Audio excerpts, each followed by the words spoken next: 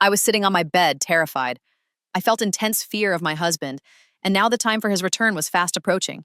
Every night when he came back, he treated me horribly.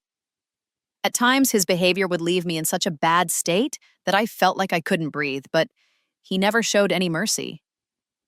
Even now, the events of last night replayed in my mind, leaving me trembling with fear. I kept glancing at the door, knowing he would walk through it any moment now. Suddenly, I heard the main door creak open, followed by the sound of my husband's voice. It was clear that he had entered the house. At the same time, my mother-in-law came into my room. She gave me strange looks that sent a chill down my spine. She came closer, grabbed me by the hair, and demanded, "What spell have you cast on my son that he only ever talks about you?" The pain from her pulling my hair was unbearable. I tried to free myself, but the old woman was surprisingly strong. My body was already aching from last night's ordeal, and now her abuse was too much to handle.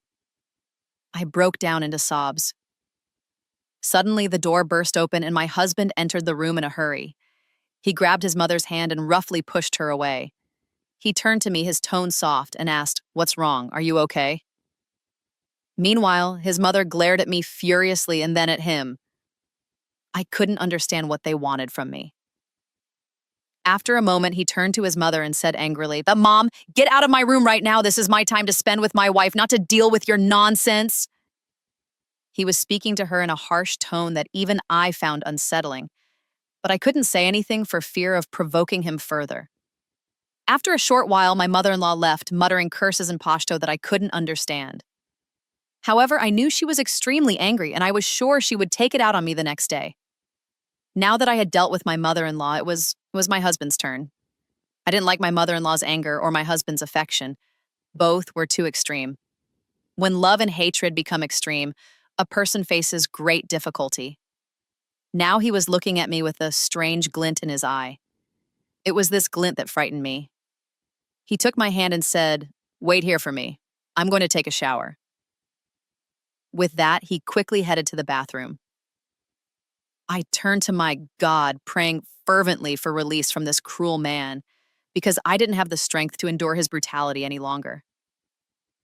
A little while later, he came out of the bathroom, still smiling at me. He suddenly asked where the rope was kept. My heart started racing, and tears welled up in my eyes.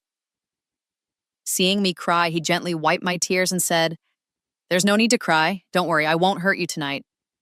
In fact, tonight, I'm only going to show you love."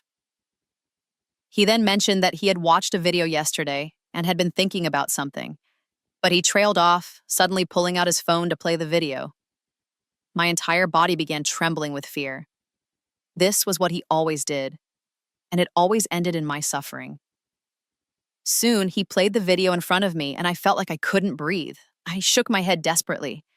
Meanwhile, he kept smiling and said, "Who wouldn't value such a sweet, innocent wife?" But the value he spoke of was nothing short of cruelty, something he inflicted every day. I had had enough. I was still very young and couldn't speak out against him. I wasn't even allowed to leave the house.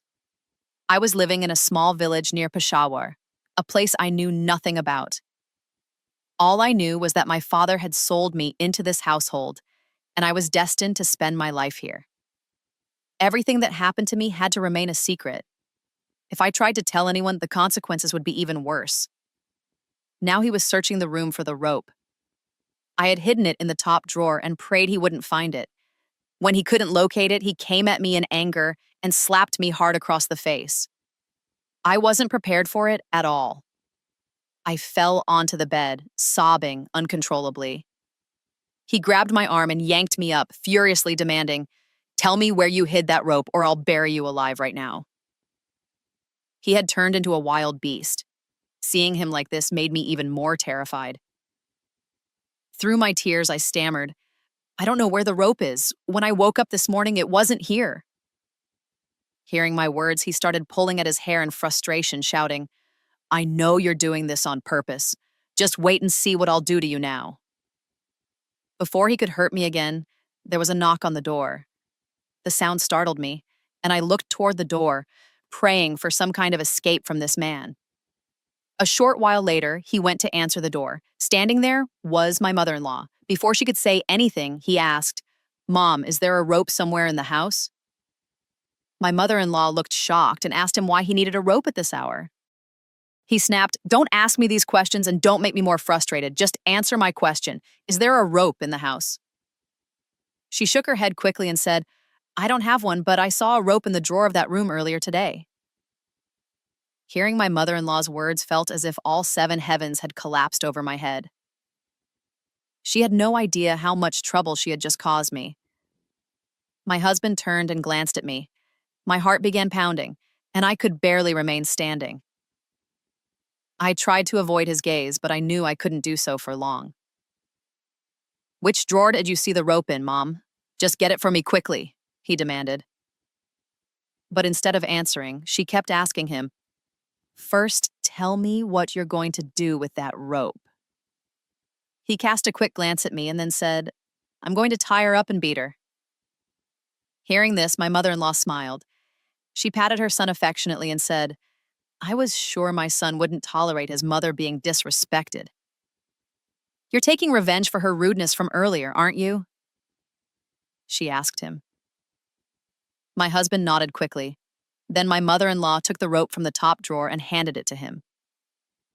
Now, with the rope in his hand, he was staring at me with ravenous eyes. A short while later, my mother-in-law left the room, whispering to me as she walked out, "I know what your husband does to you, and I'm glad about it. In fact, I'd like to watch it all myself." With that, she left the room. Now, my husband turned his attention to me. As he approached step by step, I felt as though the life was draining out of me. He stopped a few steps away, then, just like before, he tied my hands. Before he could make any further move, his phone rang. Seeing the call, he became furious. He quickly picked it up and angrily scolded the person on the other end, saying, "I'm busy with my wife right now. Don't bother me." But mid-conversation, he suddenly fell silent, his expression turning to fear. For the first time, I saw him scared. Despite myself, I grew worried and asked him, "What happened?" But he didn't answer me and dashed out of the room. I lay there helpless, not knowing what to do. I feared that if my mother-in-law entered the room now, I'd have no dignity left. That was what frightened me the most. But fortunately, my husband returned to the room a few minutes later. When he saw me still lying there, he rushed over and said, "Why are you still lying like this?" I replied, "I'll get up once you untie me." He said, "I need to leave right away. A big problem has come up. I'm sorry. I promise I won't do this again tomorrow." Hearing this, I put on a sad face, but inside I was silently thanking God that I was finally getting a reprieve from him. There was nothing that made me happier than that. A short while later, he left the room. After he left, my mother-in-law came in and accused me, "You've put some spell on my son, haven't you? That's why he's facing such a big problem now. I already knew you were a witch." Before she could hit me, I grabbed her hand. Even I was surprised by my own courage. After all, I was only 18 years old, but in these 18 years, I had learned a lot about life. One thing I now understood clearly was that as long as I endured the abuse in silence, it would continue. I had to stand up to it. I couldn't take her violence anymore. I warned her, "I didn't cast any spell on him, but I swear, if you ever try to hit me again, I'll tell him everything. You know how much he loves me. He already argued with you because of me. If he leaves this house tomorrow, think about what will happen." Hearing this, her face turned pale, and she looked very frightened. For the first time in my life, I felt a sense of satisfaction seeing her like this. I thought about how I had endured her abuse for 8 months. If I had spoken up 8 months ago, perhaps things would have been different today. But everything happens in its own time, and when done at the right moment, it yields better results. She turned away and said, "I'll make sure to settle this score with you." I didn't pay much attention to her threat and went back to my room. I was completely exhausted from all the work I had done that day. My entire body ached, and I just wanted to sleep. That night, I slept peacefully. The next morning, I woke up to loud noises coming from the courtyard. Worried, I went outside to see my mother-in-law creating a scene. She was crying loudly, beating her chest. Seeing her like that, I had a terrible feeling something had gone very wrong. I quickly went over to her and asked, "What happened? Why are you making such a commotion?" She looked at me angrily and said, "Because of you, My son was taken away by the police. Her words made me feel as though the ground beneath me had vanished. I hadn't expected to face such a situation. I asked her why the police had taken him. She replied, "Because he paid you money to marry him. He paid you." After saying this, she began crying again. I still couldn't quite understand what she meant. For one thing, her Urdu was broken, and on top of that, she spoke with a heavy Pashtun accent, which made her hard to understand. Just then, the front door opened and a woman walked in. Seeing me, she quickly came over. She was the most educated woman in the area, and she had been married here just a few months ago. Like me, she had also been dealt a bad hand by fate. She took my arm and led me into the room. As we went inside, I could hear my mother-in-law shouting behind us, "I know you two are behind all of this. You both think you're so smart and well-educated, but I'm telling you, I'll make you pay for this."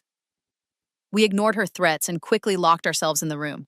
I asked the woman, "What's going on? What is my mother-in-law talking about?" Nimra's face lit up with joy as she held my hand and said, "I'm so happy for you." Surprised, I asked her what had happened, and she replied, "Your cousin, who has always loved you, did something huge today. That's why you should be grateful." I was just 18, and the very concept of love was foreign to me. All I understood were the grim realities of marriage and the pain of abuse. I asked her to clarify which cousin she was talking about. That's when she mentioned Imran and explained that he had brought the police over, claiming that I had been forced into marriage. Not only that, but he also demanded that I leave with him, resulting in my husband being locked up behind bars. She laughed in delight, but I felt like the sky had collapsed on me. Yes, my husband had treated me terribly. He abused me, insulted me, and made my life miserable. But never did I wish for something so extreme to happen to him. I didn't want him to suffer so terribly on my account. My expression of sadness worried Nimra.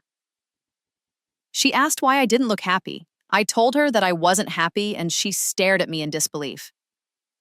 "You always said you were tired of this hell," she insisted. "You wanted a way out, and now that Allah is helping you, why are you so ungrateful?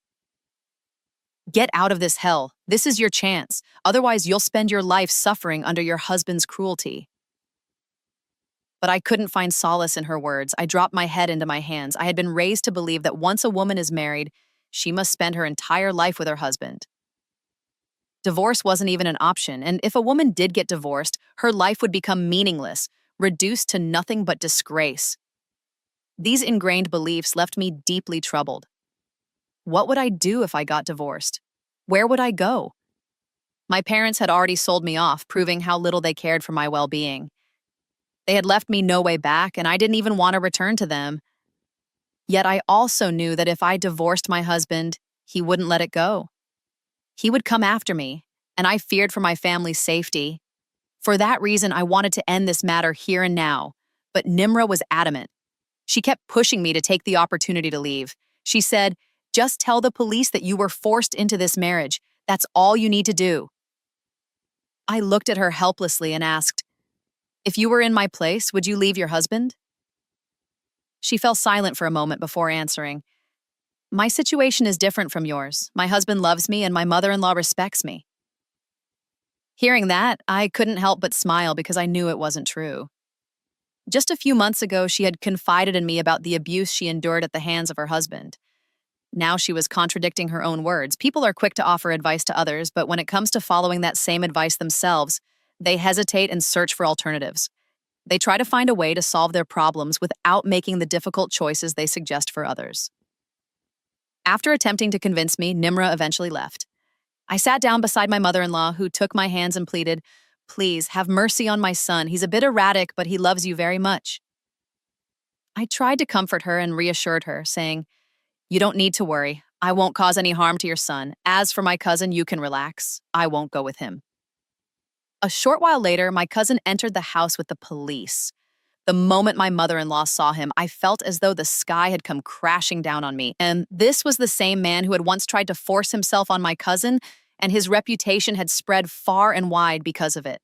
No one dared stand up to him because he was wealthy and powerful. I knew exactly why he had come, and I wasn't naive enough not to recognize his intentions. From the very first glance he cast my way, I understood just how vile he was. The police approached me, and my mother-in-law quickly adjusted her scarf and tried to cover her face. She gestured at me, but I was solely focused on one thing: protecting my husband. The police asked, "Child, were you forced into this marriage?" Without hesitation, I shook my head. I may have been just 18, but circumstances had matured me beyond my years. I knew what I needed to say. This man was trying to settle a grudge with my husband by using me against him. I also understood that the police would never tarnish the reputation of their region, and I knew my husband's influence would ensure that any statements I made against him would be suppressed. I wasn't foolish enough to go against him. After my refusal, the police left. My mother-in-law hugged me tightly. I hadn't done it for her or her son. I had done it for myself. That evening, when my husband was released, he came straight to me and said, "I appreciate your intelligence. You've made things much easier for yourself." I took a deep breath, relieved to see a change in his and my mother-in-law's behavior toward me. From that day on, they treated me with respect.